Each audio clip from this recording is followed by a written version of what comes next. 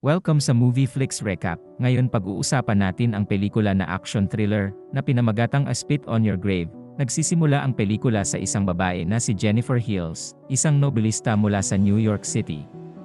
Bilang isang independenteng babae, siya ay papunta sa isang maliit na nayon sa Connecticut, kung saan nagrenta siya ng cabin. Naniniwala si Jennifer na ang katahimikan at kalmado na kapaligiran ng lugar ay makakatulong sa pagtagumpayan block ng kanyang manunulat. Maya-maya, humila siya sa isang shop, kung saan siya ay binati ng isang malilim na naghahanap ng lalaki na pinangalanan Earl. Tila siya ang may-ari ng cabin na kanyang inuupahan. Iniabot sa kanya ni Earl ang mga susi at binibigyan ang kanyang mga direksyon sa lugar. Gayunpaman, hindi binibigyang pansin ni Jennifer ito at umalis lamang pagkatapos magpasalamat sa kanya. Sa kahabaan ng paraan, siya ay napahiya sa kagandahan ng kanayunan. Ngunit nalilito din siya dahil ang lahat ng mga kalsada ay tila pareho. Kaya, huminto siya sa pamamagitan ng isang gasolinahan upang humingi ng mga direksyon. Tatlong lalaki ang nagtatrabaho doon at lahat sila ay lumilitaw na mga perverts. Mula sa sandaling naglalakad si Jennifer, nagsisimula silang nakatitig sa kanya sa isang kakatakot na paraan. Ang isa sa kanila na nagngangalang Johnny ay tinangkaring pindutin siya, ngunit si Jennifer ay gumanti, na nagdulot siya ay natitisod sa isang balde ng langis. Ginagawa nito ang kanyang mga kaibigan, sumabog sina Andy at Stanley sa pagtawa. Nag-drive din si Jennifer at malinaw na napahiya si Johnny sa insidente. Sa susunod na eksena, sa wakas ay dumating si Jennifer sa cabin na malapit sa isang magandang lawa. Pagkatapos ay pinakawalan niya ang kanyang mga gamit at ginagawang komportable ang kanyang sarili. Sa gabi, hindi siya nag-aaksaya ng oras at nagsimulang magtrabaho sa kanyang bagong nobela. Sa pamamagitan ng mga hitsura kung paano siya sumusulat, lumilitaw na ang nakahiwalay na setting ay tumutulong sa kanya na tumutok. Kinaumagahan, habang nakaka-relax si Jennifer sa lawa, naririnig niya ang ilang mga kakaibang ingay. Ngunit pinili niyang huwag pansinin ito, sa paniniwalang ito ay ilang hayop. Gayunpaman, sa gabi, ang ingay ay patuloy na nagpapatuloy. Nakakainis ito kay Jennifer dahil nakakasagabal ito sa kanyang trabaho. Kaya, nagpasya siyang siyasatin ang pinagmulan ng ingay. Pagkaraan ng ilang sandali, nakatagpo siya sa isang kalapit na malaglag at ang ingay ay tila nagmumula sa loob ito. Gayunpaman, nang pumasok si Jennifer, wala siyang ibang nakita maliban sa ilang mga tuol, boat ng lason, at iba pang makinarya. Kasunod nito, bumalik siya sa kanyang cabin at nagpatuloy upang simulan ang kanyang trabaho. Ngunit habang iniangat niya ang kanyang laptop, hindi sinasadyang pinatalsik ang kanyang inumin. Ngayon na marumi ang damit ni Jennifer, tinanggal niya ito at hugasan sila sa kusina lumubog. Nakakagulat na ginagawa niya ito, isang hindi kilalang tao ang nakikita na nagre-record sa kanya. Kinaumagahan, nag-jog si Jennifer sa mga gubat upang mapanatili ang kanyang sarili. Kasabay nito, natitisod siya sa isang inabandonang bahay at nagpasya na suriin ito. Gayunpaman, kapag nahanap niya ito nakakatakot, mabilis siyang tumakas. Maya-maya, bumalik siya sa bahay at nagpasya na maligo, ngunit ang mga tap ay lilitaw na barado. Kaya, nakikipag-ugnay siya sa tubero para sa tulong. Sa susunod na eksena, dumating ang isang taong nagngangalang Matthew upang ayusin ang problema. Tila siya ay nagdurusa mula sa isang karamdaman sa pag-iisip na nagpapahirap sa kanya na magsalita. Gayunpaman, natapos niya ang trabaho at ang tubig ay nagsisimulang dumaloy muli.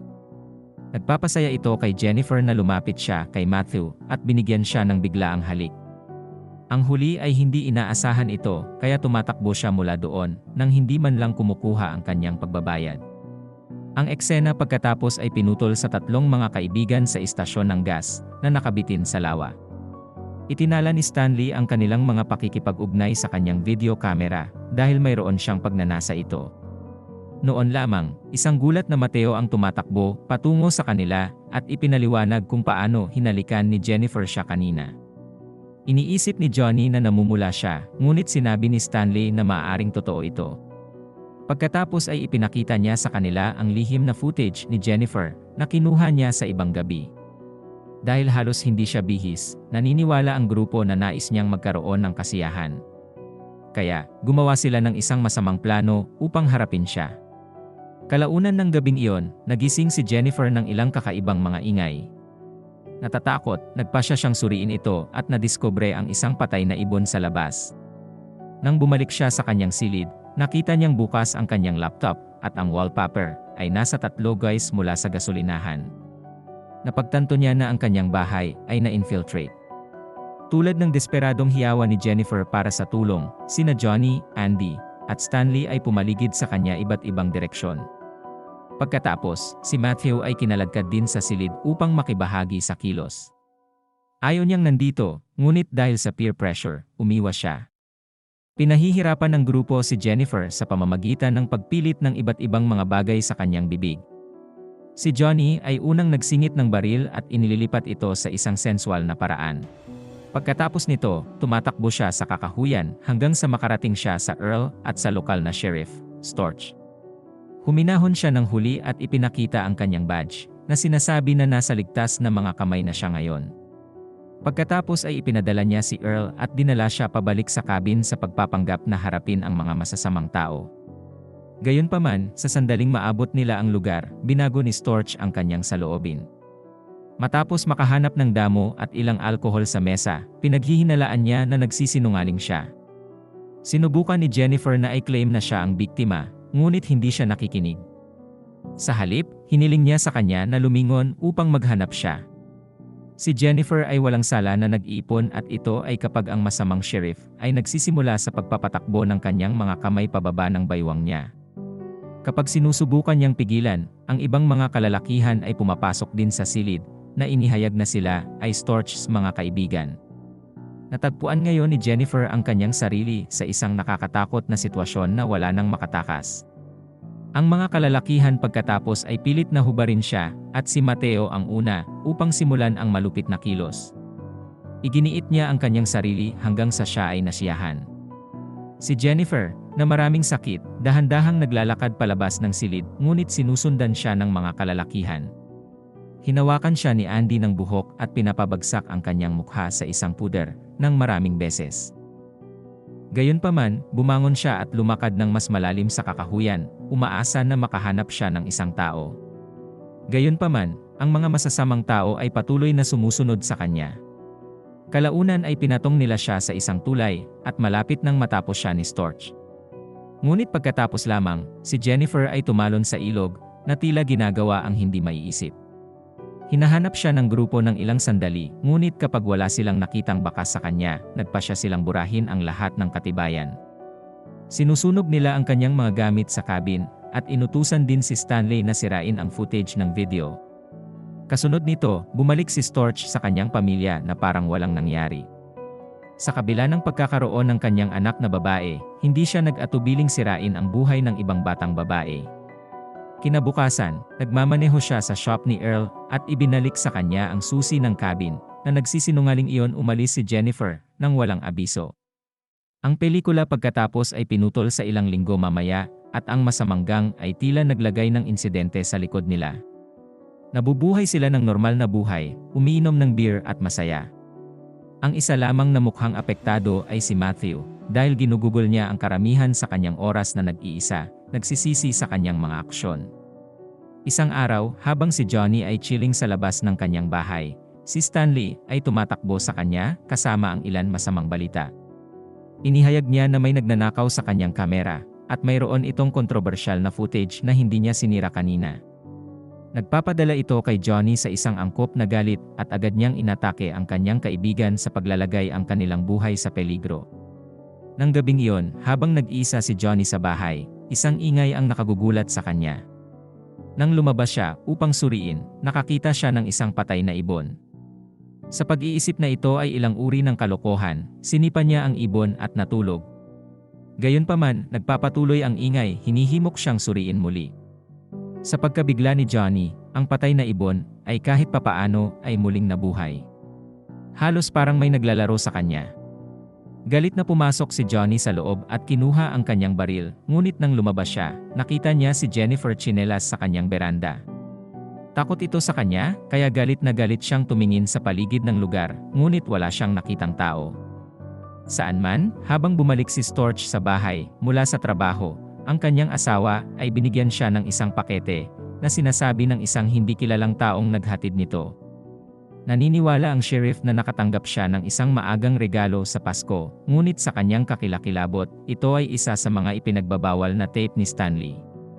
Galit, kalaunan ay kinokontrol niya ang grupo at humihiling ng paliwanag. Naniniwala siya na ginagawa ito ni Stanley sa layunin na sirain ang kanyang pamilya. Gayunpaman, ipinagtanggol ni Johnny ang kanyang kaibigan at inilabas ang tsinelas. Sinabi niya na ang ibang tao ay nagsisikap na magulo sa kanila.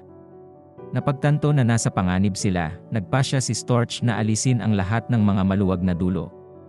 Ang unang biktima ay si Earl dahil nakita niya si Storch na nag-escort kay Jennifer sa cabin doon na kamamatay na gabi. Pagkatapos, nagpasya ang sheriff na tapusin si Matthew dahil hindi siya kailanman nakasakay sa kanilang plano. Ang eksena pagkatapos ay pinutol kay Matthew na nasa labas ng cabin na sumasalamin sa kanyang nakamamanghang nakaraan. Hindi pa rin siya nakakabawi sa pangyayaring yon. Pagkatapos lamang, naririnig niya ang isang kakaibang tinig, kaya't nagmamadali siya sa loob ng cabin. Habang hinahanap niya ang bawat silid, hindi sinasadyang nawala ang kanyang paglalakad at bumagsak sa hagdan. Kapag nakakuha siya ng malay, nabigla siya sa pangunahing nakikita ng nakikita. Umupo si Jennifer sa sopa, na puno ng galit ang kanyang mga mata. Lumapit si Matthew sa kanya, at labis na humihingi ng tawad sa kanyang mga aksyon.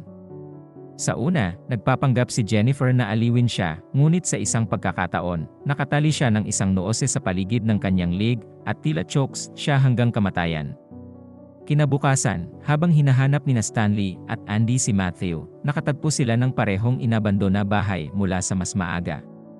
Pumasok si Andy upang suriin ito habang nananatili sa labas si Stanley. Pagkatapos lamang, ang huli ay nakaharap kay Jennifer na may masamang pag-isi sa kanyang mukha. Sinusubukan niyang lunge sa kanya, ngunit nahuli sa isang bear trap na inilagay niya doon. Naririnig ang kanyang mga hiyawan, nagmamadali si Andy sa labas ng bahay, ngunit mabilis siyang kumatok ni Jennifer. Tumatanggap din si Stanley ng parehong kapalaran kapag siya ay nag-swing ng isang baseball bat mismo sa kanyang ulo. Sa susunod na eksena, nagising siya upang makita ang kanyang sarili na nakatali sa isang puno. Itinala ni Jennifer ang buong paghihirap sa kanyang kamera, tulad ng ginawa niya sa kanya. Pagkatapos, sinimulan niya ang proseso ng pagpapahirap. Sa una, nag-shoves siya ng isang patay na rodent sa loob ng kanyang bibig, na ginagawa siyang poop. Pagkatapos, tinusok niya ang kanyang mga talukap ng mata sa mga fishhooks, tinitiyak na hindi siya maaaring kumurap. Para sa pangwakas na bahagi, pinutol niya ang pagbukas ng isang isda at ikinakalat ang mga bituka nito sa kanyang mukha. Sa lalong madaling panahon, ang ilang mga uwak ay naaakit ng amoy at nagsisimula silang magpeking kay Stanley. Pagkatapos nito, ipinakita sa amin ang kondisyon ni Andy na nakatali sa itaas ng isang bathtub na napuno ng tubig na kumukulo. Sinusuportahan siya ng ilang mga tabla ng kahoy. Tinatanggal ni Jennifer ang isa sa kanila. Kaya ngayon wala siyang pagpipilian, kundi suportahan ang kanyang buong timbang ang kanyang sarili. Pagkaraan ng ilang segundo, ang kanyang katawan sa kalaunan ay nagbibigay, at namatay siya ng isang kakilakilabot na kamatayan sa kumukulo tubig. Kinabukasan, pumunta si Jennifer sa istasyon ng gas na may suot na damit na pangakit. Tulad ng inaasahan, bumagsak si Johnny para dito, at kapag lumapit siya sa kanya, pinatalsik siya isang welga sa ulo. Pagkatapos ay dinala niya siya sa parehong inabandonang bahay, at itinali siya sa isang hubad na estado. Kasunod nito, nagsisimula siyang pahirapan siya. Isa-isa niyang hinila ang kanyang mga ngipin, habang pinapaalalahanan siya ng mga nakamamanghang kilos na isinagawa niya sa kanya. Ibinabagsak din niya ang kanyang baril sa kanyang lalamunan, tulad ng ginawa niya sa kanya. Gayunpaman, sa halip na maging apologetic, tumatawa si Johnny sa maniacally. Halos parang wala siyang natutunan sa kanyang mga pagkakamali. Nang makita ito, ang isang galit na si Jennifer ay kumuha ng isang pares ng gunting at pinutol ang kanyang pagkalalaki. Pagkatapos ay pinapakain niya ito sa kanya. Sigaw ni Johnny sa sakit at kalaunan ay lumilipas dahil sa matinding pagkawala ng dugo. Kinabukasan, habang nagmamaneho si Storch, tumatanggap siya ng isang tawag mula sa kanyang asawa. Binanggit niya na ang guro ng kanilang anak na babae ay narito, at nais niyang makipag-usap sa kanya. Kapag nalaman ni Storch na siya ay walang iba kundi si Jennifer, siya ay nahuli. Inikot niya ang kanyang sasakyan at nagmamadali sa bahay, natatakot para sa kaligtasan ng kanyang pamilya. Ngunit sa pagdating niya, nalaman niya na nakuha na ng guro ang kanilang anak na babae papunta sa park. Takot, nagmamadali siya sa lokasyon at nagsimulang tumingin sa paligid. Ngunit sa wala kahit saan, hinawakan siya ni Jennifer mula sa likuran at pinatalsik siya. Nang magising si Storch, nakakita siya ng isang ripple na inilipat sa loob ng kanyang likuran. Itinulak pa ito ni Jennifer, na nagdulot sa kanya na sumigaw sa sakit. Pagkatapos ay naglalakad siya sa buong silid at hindi nakakakita ng isang tao na naging Mateo. Buhay pa ang lalaki, ngunit siya ay walang malay. Itinali ni Jennifer ang isang string sa paligid ng kanyang kamay, at ang kabilang dulo ay nakakabit sa ripple mag-trigger. Ipinaliwanag niya na kung si Matthew ay gumagalaw ng kaunti, pareho silang papatayin. Pagkatapos ay naglalakad siya palabas ng silid, iniwan ang mga kalalakihan sa awa ng kanilang sariling kapalaran. Di nagtagal, nagising si Matthew, at nang makita niya ang kanyang sarili sa madilim na silid na ito, agad siyang nagpanik. Nagreresulta ito sa kanilang dalawa na pinapatay sa lugar. Ang pelikula ay nagtatapos sa ngiti ni Jennifer. Sa wakas ay nakumpleto na niya ang kanyang paghihiganti. Maraming salamat sa panonood.